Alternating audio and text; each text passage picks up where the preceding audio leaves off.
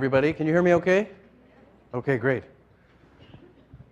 Muy buenos días, guten Tag, buongiorno, sawadee kap. I'm here to talk a little bit about advocacy research in the international service learning environment. My organization is honored to send students, both undergraduate and graduate students, abroad to study, but also to engage firsthand with NGOs in the host communities. And graduate students, of course, always do research, but there is this growing phenomenon of undergraduate research in our country, where more and more colleges are looking to engage their undergraduates in research and in learning about research. And so our organization decided, roughly about a year ago, to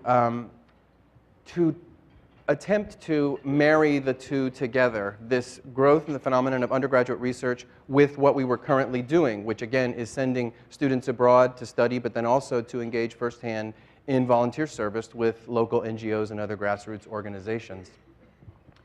So to do this, we developed an international IRB board, and we also created some publishing opportunities for the undergraduate students.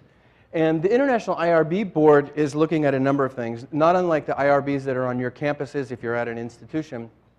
We look at the vulnerability of human subjects, but beyond that, we also look at the intercultural sensitivities of doing research in an environment that's very, very different from that of the US.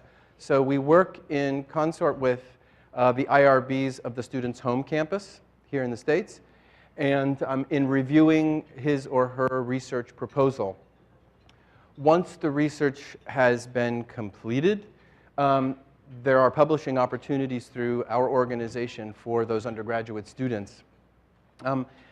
Even if the student doesn't complete a research project, the entire process of learning about IRBs, of learning particularly about international IRBs, and the intercultural sensitivity you have to be able to engage with a population whose language is different from yours, whose culture is different from yours, is very, very important and a really valuable learning experience for the students who hopefully will go on to do research at the grad level and beyond.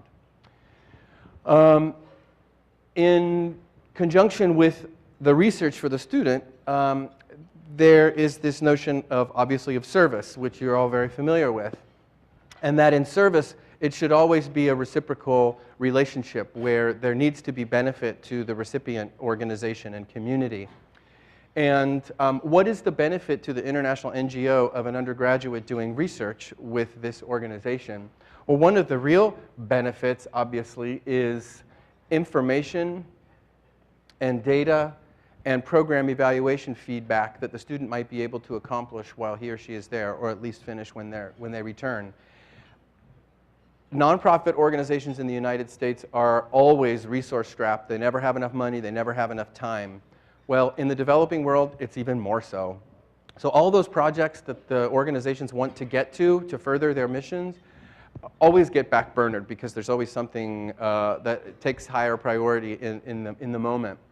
So our students, by engaging in research for the benefit of these organizations, are able to provide that very important information, data, program evaluation feedback that the organization can then parlay into grant writing opportunities. Because as you all know, data is what you need to be able to get grants, and the same applies to our international NGO partners.